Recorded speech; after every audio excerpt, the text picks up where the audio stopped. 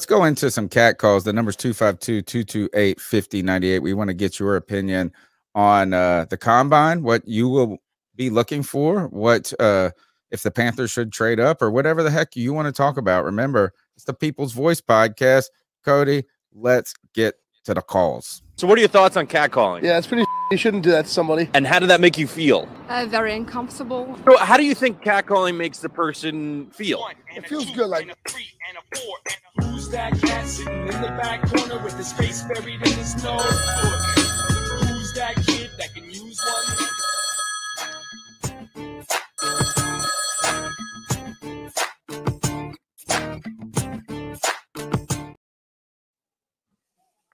I don't hear nothing coming from your end.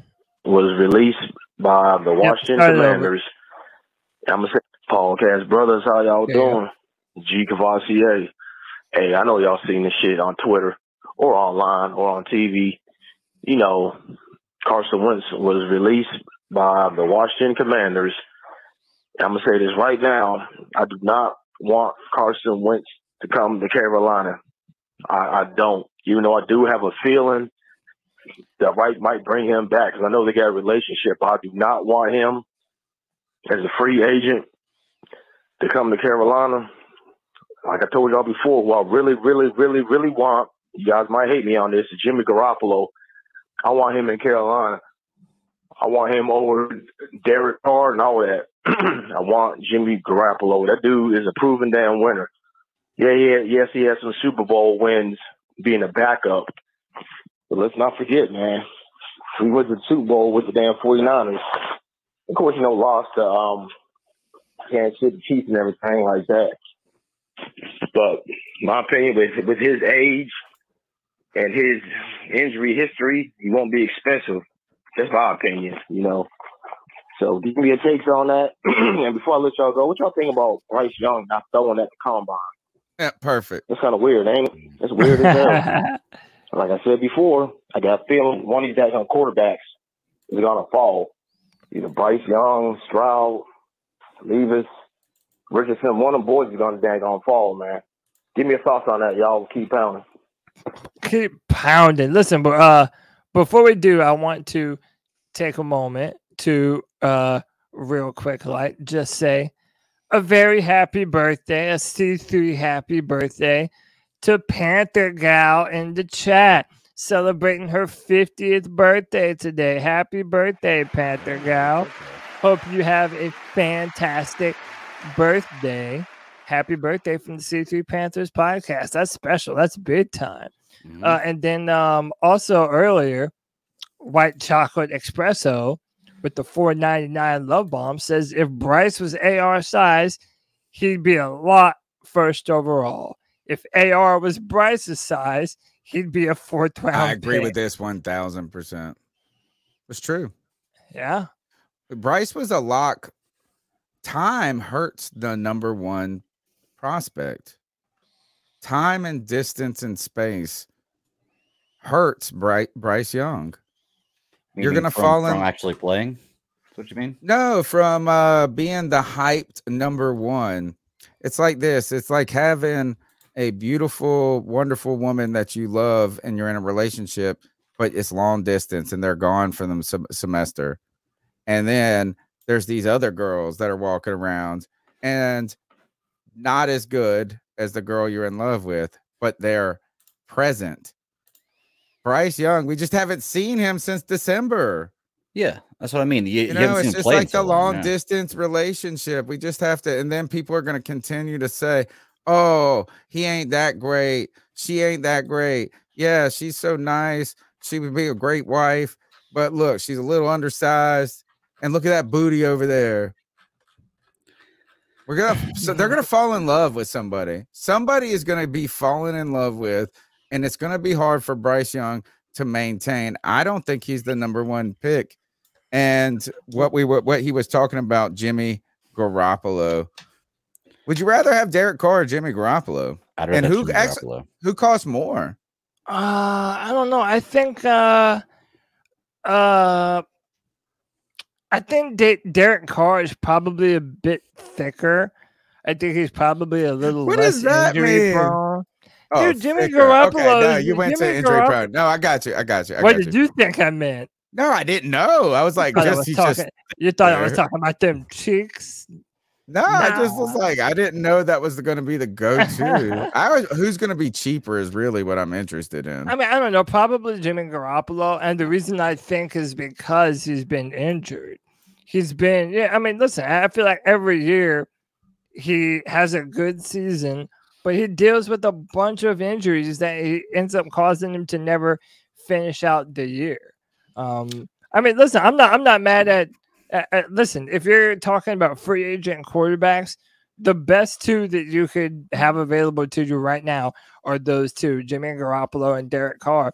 I would like to say, though, that Derek Carr has had like 6 head coaches since he's been with the Raiders. I mean, listen, we've all seen firsthand with Sam Darnold how when you're just constantly going through the head coach carousel, it's hard to get your feet underneath you, man. Everything is changing all the time. You know, at this point, I would be more inclined to give Derek Carr the benefit of the doubt than Jimmy Garoppolo. All right, let's go to the next call. The number's 252-228-5098. C3, it's Anthony from Charlotte. Just thought I'd call in on this beautiful day in Charlotte. It was beautiful. Just wanted to talk some football. You already know. So first, I want to say that the Panthers are meeting with Derek Carr at the NFL Combine. This is no surprise by me. Cody said this. Him and Reich are really religious. I mean, Schefter keeps reporting Carr's looking more for a fit, not so much the money. But if we did get Derek Carr, I honestly wouldn't be mad at all. Like, you know, this is a real coaching staff, a real defense, a quarterback that can convert third downs and keep the ball moving. I mean, we should be fine. But I do want to bring this up. Me and the Free For All chat have been having this conversation all day, and, you know, I don't want to be the barrier of Debbie Downer news because I kind of was this past season. I'm on record saying multiple times I wanted Wilkes as the coach, but here's the whole problem with that situation going into the draft. There are about like 5 or 6 quarterback hungry teams drafting ahead of us. And the only way we're going to get a quarterback, like even QB4 is trade up. That's the only way now. I really see it. I don't see other teams passing on these quarterbacks when they know that their hole is quarterback just like us. And this kind of goes back to why I called in multiple times and said, like, hey, like, we're 1-5. You know, why don't we play hard? But I guess, you know, try to lose these games. And it's not because I'm a bad fan. It's not because I'm bringing negativity. It's simply because I want to plan for the future. And in order to get these top quarterbacks, you need to have a top pick in the draft. I mean, we traded CMC, so potentially we use these picks in a first rounder to trade up to get one of these guys. But it's really hard to see it, man. Like, I really hope we do. But the point of what I'm trying to say is that having the pick number 4 or 5, you know, winning like 2 less games would have helped a lot going into this draft.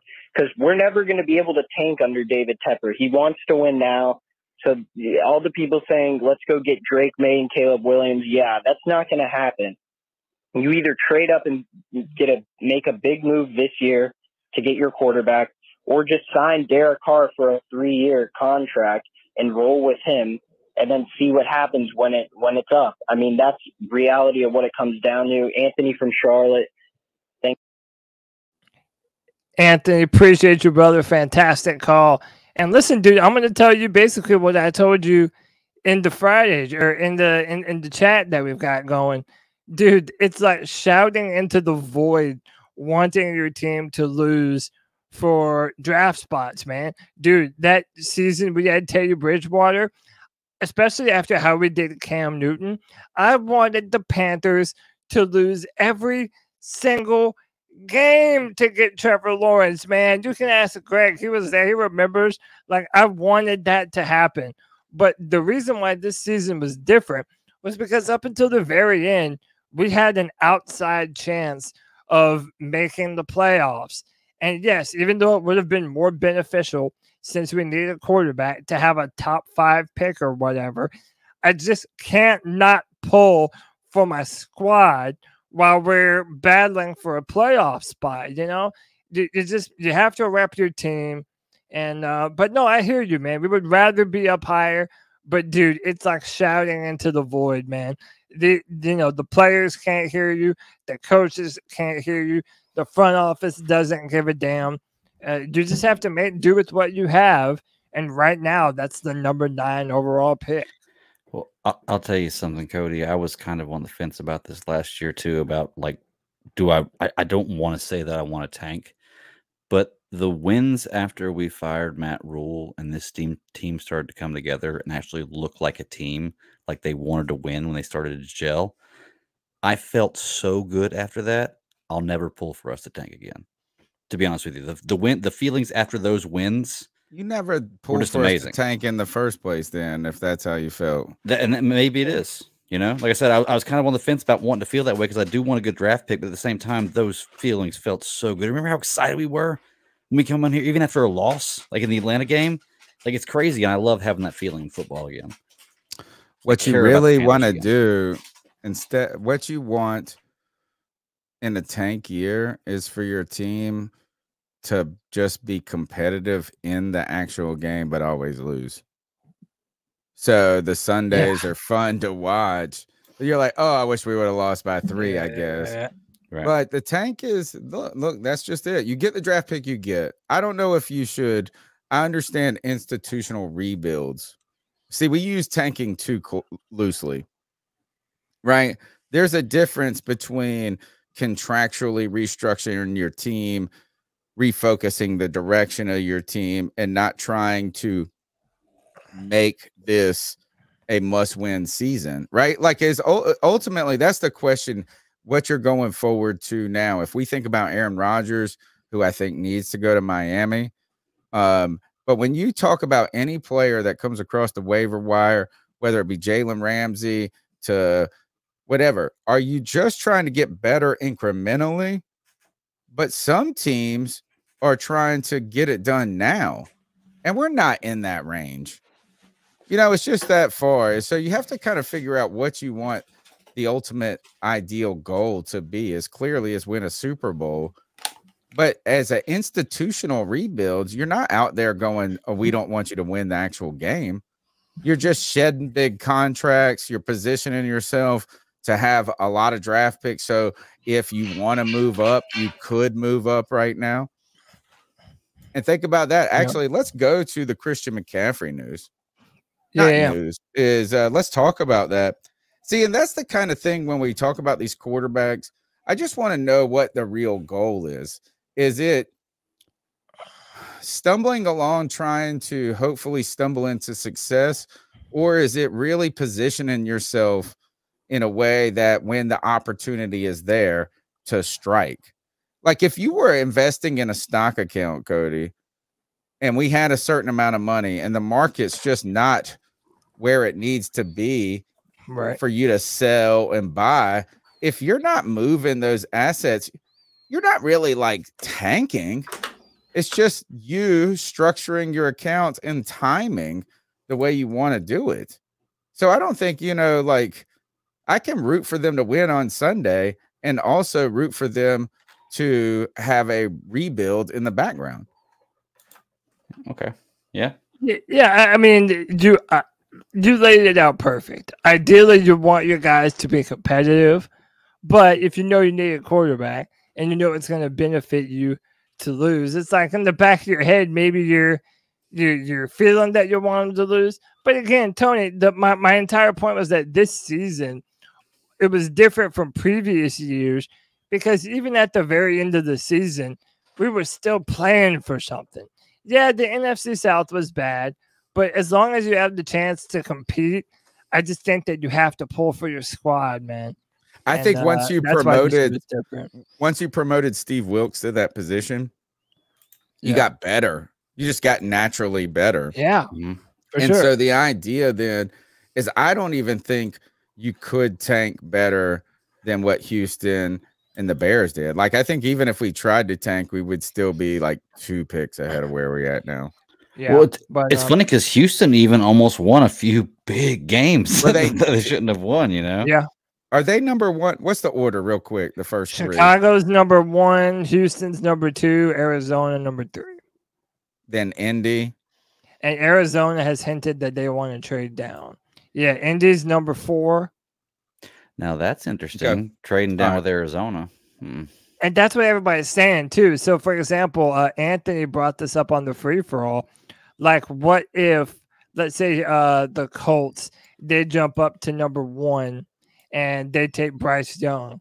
And then number 2, let's say, like what Joe said, the Houston Texans want the bigger prospect and they go Will Levis. Okay, if CJ Stroud is sitting there at number 3, would you move up to number 3? Yes. To get CJ Stroud? But he's not going to be there. Is that people are saying AR-15 may be the number 1 pick. I think CJ Stroud turns out to be the number 1 pick. I think he has the size, the necessary mobility, right? It's just necessary to move around. Touch on the football. Yeah, 6'3", big hands. Let me ask you this, Tony. Yeah, he's the number 1 pick of the draft. That's what I would do. Now, I know you're saying that you expect him to fall, but that's also not you saying that you don't like him. It's Bryce Young. Right. Oh, okay, so let me ask you. So let me ask you this: would you struggle with this question? Would you be okay drafting? So let's say the same thing, but in this scenario, CJ Stroud goes number 1. Yeah. Then Will Levis goes number 2, or Richardson. Or Richardson, whatever. Then would Levis. you be okay going to number 3 for Bryce Young? I don't know. On the spot, peer pressure. Yeah, no. Well, what's your other option? No, and this is the there's reason no other why. option, right? No, it's like I don't want to have to give up 5 years. I know of shit for a guy that you don't feel incredibly fantastic. Now, if he dropped to 6, the 6th pick or something, like like it didn't take, like if it just took this year's first, a second from this year, and like a second and a third from next year, the Christian McCaffrey, all right, I'll move up 3 picks. But I don't know if I'm ready to put 2 first-round picks for a guy that's 5'11", and I just feel like it's a little rich of a bet for me. But if he comes, my question really is this: is if he's the consensus number 1 right now and has been for so long, if he gets there at 9, right, wouldn't that be the most ideal situation? Is that people kind of get a little concerned about his size. They fall in love with some other guys. Somebody trades back and does something weird. And maybe you're there at 7 or 9. Yeah, but also you just have to pull it, right? But remember a few years ago, though, you were all in on Tua. You really liked you some Tua Tagovailoa coming out of Alabama. And maybe remember Tua, that tank for Tua? Oh, he's a great example of what I'm talking about. Actually, is the guy who has been the number 1, who has the tape, who has the advanced and polished. But Tua also had all the. Tua had the injury history, though. He did have the injury. He did have the injury, but exactly another reason he went from being the guy to a guy. Yeah. I was at one point tanked for Tua on this show, and I would say this is if Tua was there at 9, I would take him. But what I'm saying is though, like if you like Tua, I would argue that you should like Bryce Young even more. And I do, but I don't know if I didn't say trade up 5 years of picks for Tua though. No, I hear you, but dude, and that's why I said at the start of the show, the Panthers are basically turning over every rock to see what's underneath. I think we should. What's behind every door?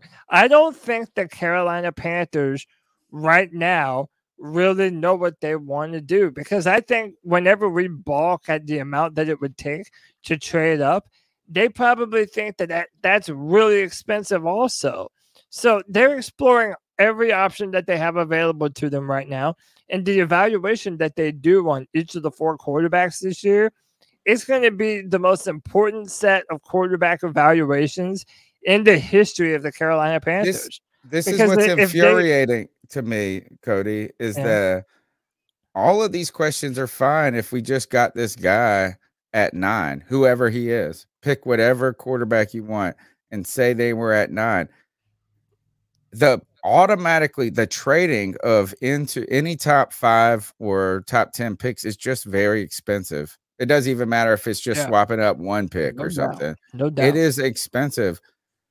But we should have then, and people are going to hate me in the chat, we should have just drafted Justin Fields then. Yes. If that's what you want, is like what you're talking about, every one of these guys is just Justin Fields. They are just Justin Fields.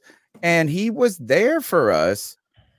And he had all basically the same question marks that any of these dudes had. I liked Justin. I liked him. Right. But I just don't like the idea of leapfrogging for guys. Yeah. That have a question mark. Now, and by the way, this is what Anthony's call was saying too. He's like, if we would have lost a few more, we wouldn't even be having to worry about this. But I don't think that's the case. How many more? Maybe one more. We'd have been down to about 6.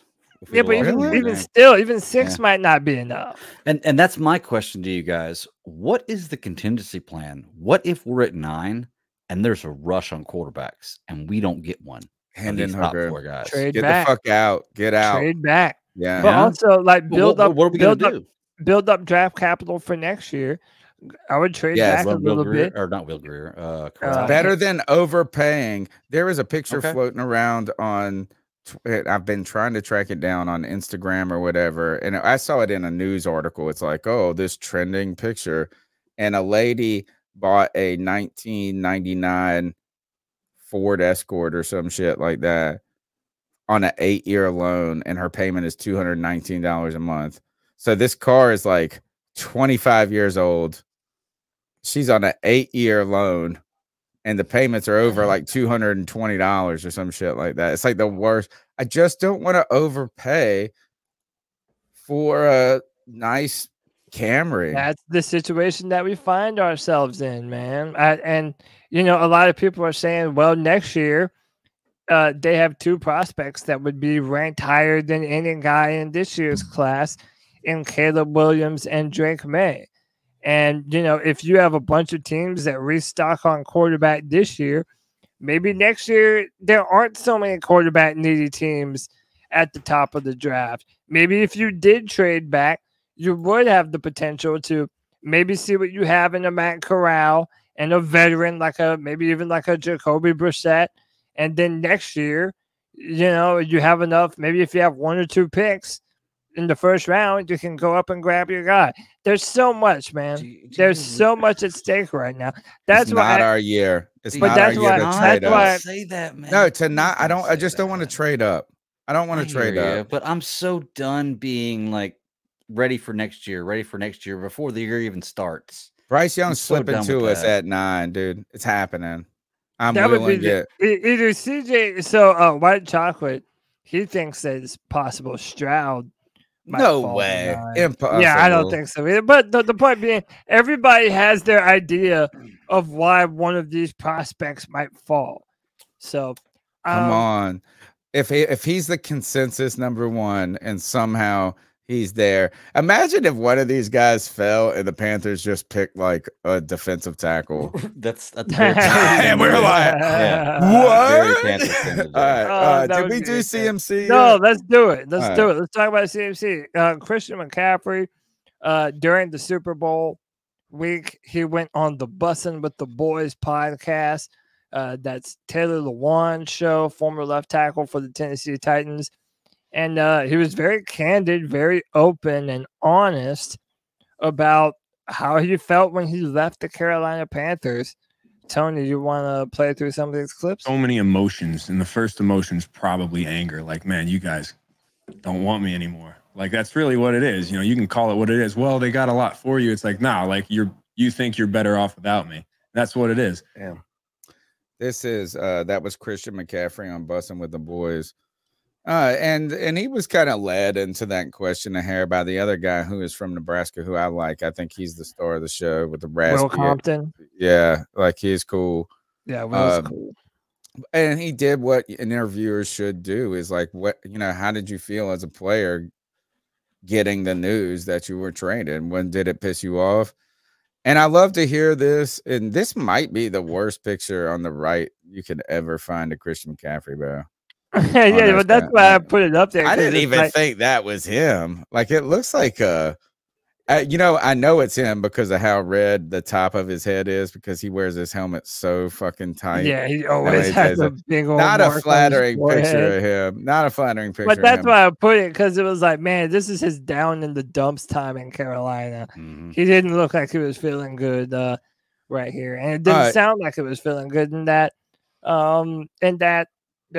clip. But he does make a point though. If you think about it, it's like, if you're a football player and a team decides to trade you somewhere else, what they are essentially telling you that they believe their future has more potential to be brighter without you than with you. And by getting the number of picks that we ended up getting for Christian McCaffrey. But it was funny that he said, he never saw it coming. He wanted to be a Panther forever. Well, yeah, we'll get to that clip. The thing that's the feeling you want from a competitor, right? We always try to read into every single word any one of these guys says, and you want to be like, oh, he's a fighter. He's scrappy. We want to hear him being upset because he thinks he's a dog. These guys are the 1% of the 1% of the 1%. They expect to succeed in every scenario, and he is arguably the best running back in the entire league. If he feels like that by being traded, I wonder how a running back feels when Cody Lashley or any other draft person or GM guru says, oh, you shouldn't build around a running back. I think Christian McCaffrey just sees himself as the best dude on the fucking football field. Yeah. Boom. Yeah. He might not be wrong. I'm the best. I like that competitive edge, and I think Christian McCaffrey does have that, and it's the reason why he probably felt this way immediately. But I can say that at least we didn't do him dirty. We traded him to San Francisco. No, I agree. He went to a great team that can use him well. Like we didn't like trade him to the Bears or something like that. Here's Christian McCaffrey talking about as these discussions emerged and his going into this season and wondering if he was going to be traded. Let's see what he said about that experience. You hear about it, but you never, I don't know. For me, I never thought I'd get traded. I thought I was a Panther forever. I'm like, I bought a house there. This is home. And I'd heard the rumors in the off season. So obviously I called the GM. I'm like, hey man, I just need to hear it from you. Any truth. And he was super honest. He's like, look, absolutely not. We don't want to do this, but we'll listen to everything. And that's fair. I'm like, sounds good. Just let me know. But I went into the season, man. I'm like, look, I'm all in. It is what it is. I legitimately forgot about that. Scott Fitterer, just being consistent. He said that from the beginning. He's been open about this is my job, but I love the way it looks like Christian McCaffrey had a stand-up experience with the Panthers front office about how this was, and realistically, they were going through this. Now, as we think about this with our teammates, I'm going to be honest, and I don't want to fight away from my takes in the past. My job on this show is not to be right. It's just to be a fan and react. I like Christian McCaffrey, but I thought he was undersized. I was worried about him coming in, right? I saw how, and I was like, I thought Leonard Fournette, who, by the way, was just released by the Buccaneers. Yeah. And you know what? I don't want to shit on Leonard Fournette. Leonard Fournette has had a respectable He won a Super Bowl ring, career, and he came back after adversity where people stopped giving up. He lasted in the league longer than I thought he was after I saw his first 3 years. I thought I had concerns about CMC in the NFL, and people told me he's special, that this and that. And I go, well, man, is he going to hold up? And now there were some injury stuff. Maybe Bryce Young is our next CMC. People tell us that he's too small. He can't do it. There's too much to be worried about. And he might be the fucking best player in the NFL. Bryce Young, Carolina Panther. Maybe so. And listen, I do want to say this about Bryce. His pocket awareness may be some of the best I've ever seen from a college prospect. And there is a lot of truth to the fact that his Alabama offensive line this year, it wasn't as good as Alabama O-lines have been in the past. So he actually did deal with a good bit of pressure. And I'll say this, and people said this about Kyler Murray coming out of his draft, is that he did a good job of protecting himself. If you're going to be smaller, do a good job of protecting yourself and not taking too much unnecessary damage. I think Bryce does a really good job of that. And his field vision is general level. Like, he knows when the guys are coming open. He knows when to step up, just to step to the side a little bit, throw a BB to the dart of the end zone. He can do all those things, man. He's going to be a Panther, bro. He's going to be a Panther. He's a conundrum, man. I'll tell you that. If you're a general manager, you're going to really find out what your worth is this year evaluating these quarterbacks, because there's Would you rather trade up from 9? Actually, here, let's do one CMC the last clip, and I have one question about that. Christian McCaffrey that spoke a little bit on the experience of going from one team to another. On Bussing with the Boys today. Let me make sure I got the right clip. It's like a big breakup and you don't get any chance after. They break up into a next relationship. Immediately. Not even like the courting process of the other relationship. You're like, I'm healthy to leave this one. I go this one. Your ex picks your next chick. Like, what the hell is that? Hey, we're done, but she's going to be great to you. She's going to be fantastic. I hope she's good. And she was. Yeah, she was. There had to be a little bit of like Carolina. You know, I am a sucker for these Instagram. What's his girl again? I like her a lot. Olivia Culpo. Oh yeah, Olivia Culpo. And he's sitting here. Imagine this. Imagine literally that analogy that they just made. He's one of the best players in the NFL. He wants to live in the marriage or whatever with the Carolina Panthers. They break up with him and they arrange his next marriage. Imagine if Olivia Culpo broke up with him and then arranged a hotter, more wonderful. And she loves him. She's at all his games. She's always, or at least they're making that. They've been together for a while. She recommended that he go and be with her. Who is the next girl? It's a perfect match. Who is the step up? Well, the 49ers. The right. West Coast, I was asking. I was like, is it Katie Holmes? Is it? No, that's the Southern California girl with the golden blonde hair. Yeah, that's, who would it be? Who would be the step up from Olivia Culpo? If you guys think about what he just said in that seat, it's like, what if my girlfriend, who is Olivia Culpo, broke up with me and then picked my next girlfriend, and she was super hot? And awesome. Listen, don't we all agree that? And I think we agreed at the time that the trade happened. This is literally the best case scenario for Christian. Totally. He went to an incredible team. Mm-hmm. Yeah, I mean, he honestly went to the perfect coach. Yep. There is no coach in the NFL that is going to utilize Christian McCaffrey and all of his talents better than Kyle Shanahan. I will say, though, if we do end up getting our quarterback of the future through this draft, it is going to be a little bit sad that we didn't get the opportunity to pair that quarterback with Christian McCaffrey. That's going to burn a little, but poor guy.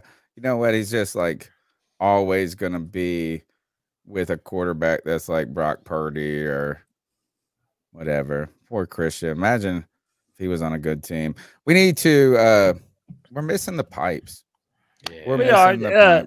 Our boy CK had to jump off a little bit early, Pregnant, but fortunately for us, Continue the Bat Daddy has made us all kinds of badass bumpers, baby.